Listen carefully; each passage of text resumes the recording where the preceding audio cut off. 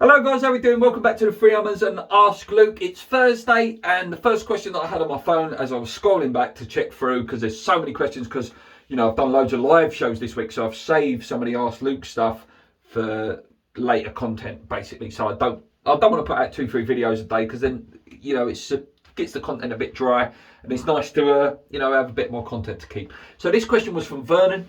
He said, can you rank the top 5 goalkeepers that have played for West Ham in your lifetime? I can, mate. I can. And there's been some fantastic goalies in that time. We're talking, and I'll list a few that I've seen in my lifetime. We're talking Ludo McCloskey. We're talking Bernard Lamar, Rob Green, Craig Forrest, Shaka, UC Eskalainen, Fabianski, Adrian. And these are just these are just names. Okay, these are just names. In at number 5, if I had to do a top 5, number 5 I think would be, I think I'd go Shaka. Actually, I think Shaka was a fantastic goalie. He was really good at Newcastle as well. He was part of that '99 team. One of my favourite teams. That we did such wonderful things with that year. He will be remembered for the cup final. He was the man who let Gerrard's go in. But listen, he was a wonderful, wonderful goalkeeper. And at a time, there was a time that they believed that he may play for England. But obviously he went on to play for Trinidad and Tobago. But there was a time where he was being considered as England goalie. I remember him breaking his leg. Unfortunately, I believe Ian Pearce got injured in the same game. And it was the Bradford game. And obviously young Stephen Bywater come in. And we went through a bit of a crisis with goalkeepers that year. That just showed how good a goalie he was. You had Stephen Bywater come in. Obviously, he was only a pup at the time. And he was never going to do too much. Then one of the worst goalkeepers I've ever seen at West Ham, Sasa Ilic, come in.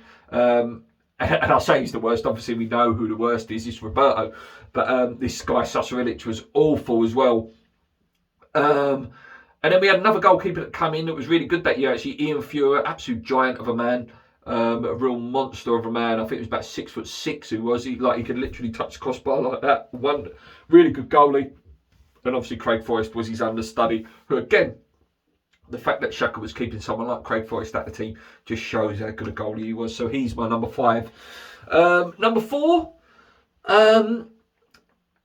this might sound a bit harsh, to put him above Shaka, but I've got to say that he's probably, and again, he goes in because of how good that season was, the last season at the Bowling. I have to put Adrian in.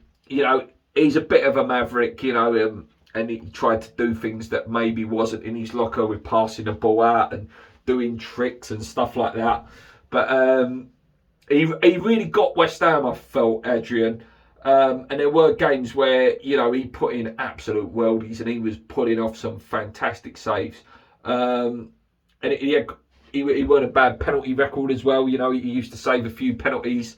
And talking of penalties, obviously, a moment that he'll be synonymous for, took the gloves off, smash it in the top corner against Everton. I don't think anyone can argue like that was just a fantastic moment.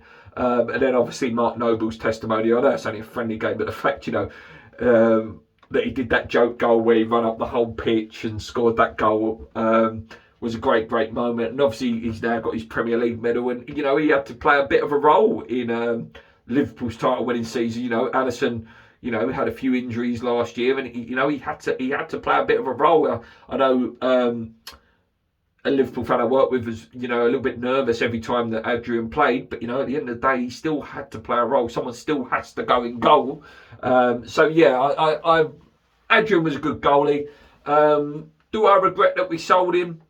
Maybe, but maybe he wasn't willing to play. Like, it's okay going to play second fiddle at a club like Liverpool, Manchester United, Man City, etc.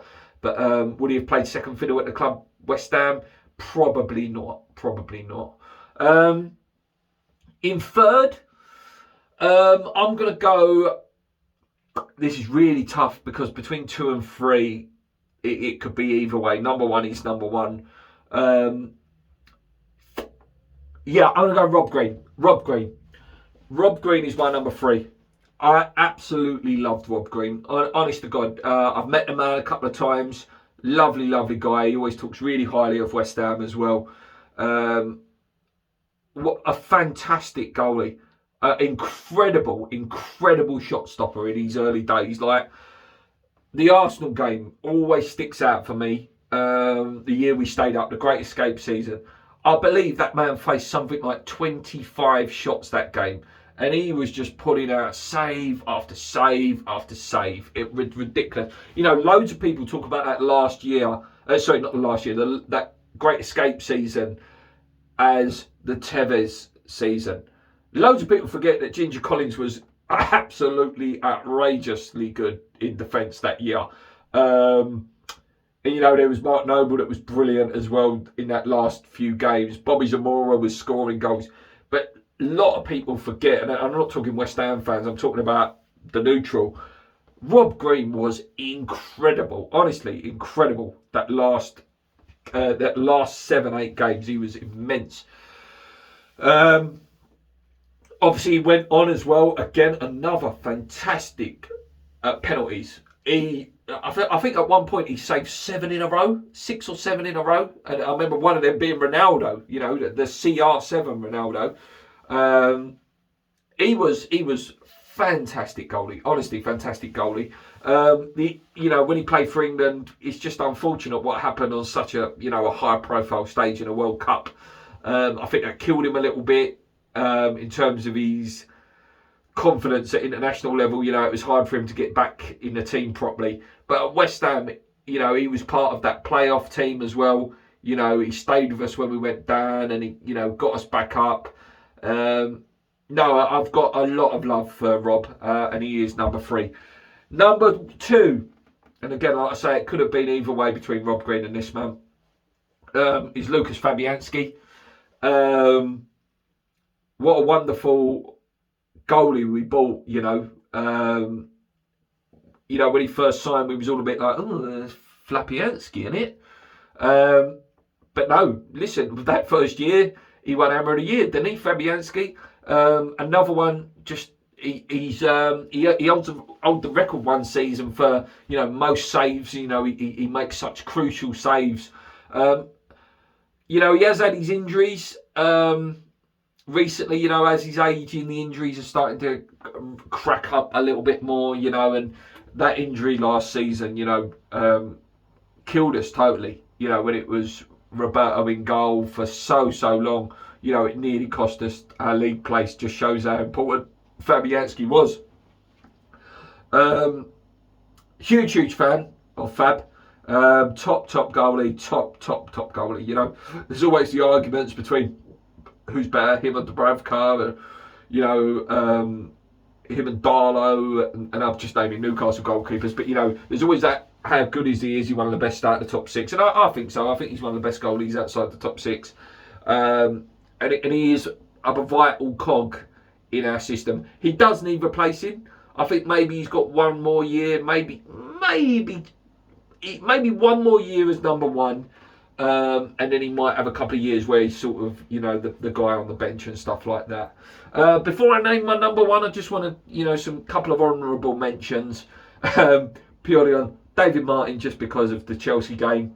You know, what a moment, you know, as a West Ham fan, and your dad's a legend at West Ham and you keep the clean sheet. Bernard Lamar, big French goalie back in '98, I believe that was, World Cup winner. He was a decent little goalie. He was a good little player. Jussi Jääskeläinen, you know, a bit of a goalkeeping legend in the Premier League. We got him when he was a bit older. But again, his first season he was excellent, and obviously he just got a bit older. But yeah, top goalie Jussi. I liked Jussi a lot. Yeah, and number 1 then, guys, to finish this video off. There's only one man who can be number 1, you know, in my lifetime. You know, it's Ludo. Ludo's had an impact on nearly all of those goalkeepers before as well. Before I talk about him as a man and a player, let's talk about after he's retired. He was there as the coach to Shaka, Green, Jääskeläinen. not quite. I don't think it was Fabianski, and maybe the back end of Adrian. Then he retired. Ludo. So he's had a big impact on all the goalkeepers that have ever worked at West Ham after he retired as well. Still has a song sung about him till this day. Oi, big boy, what's your name? I've met him as well. Met him at Dagenham and Redbridge, actually. We played Dagenham and Redbridge in a little friendly West Ham, and he was just walking around the car park. Absolute giant. He's like that. Massive, massive geezer. Top goalie though, fantastic goalie. Yeah. And if none of you have actually seen him, just type in West Ham Manchester United 0-0 when we stopped to win the league, and you watch how many saves that geezer pulled off that day. Had a monster of a kick as well, massive kicker of the ball. Top goalie. Massive respect for him. He probably is. He's a bit of he's a legend at West Ham. Because it's not just, like I say, not just his playing time. He did a lot of stuff with the coaching as well. He's a bit of an ambassador for the club as well. So he has to be the number one in my lifetime.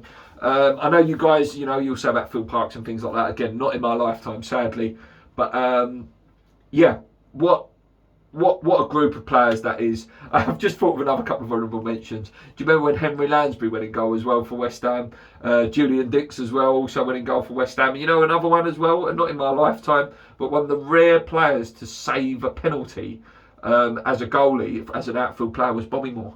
And that just shows you what a legend that man is, doesn't it? Until next time, guys, keep your questions coming in. Maybe we'll do top 5 defenders, or maybe in my lifetime, top 5 midfielders, strikers. Let me know. Give me some top 5s. I really enjoy making these, guys. Thanks for the question, Vernon. Until next time, come on, you irons. Keep believing. Let's go.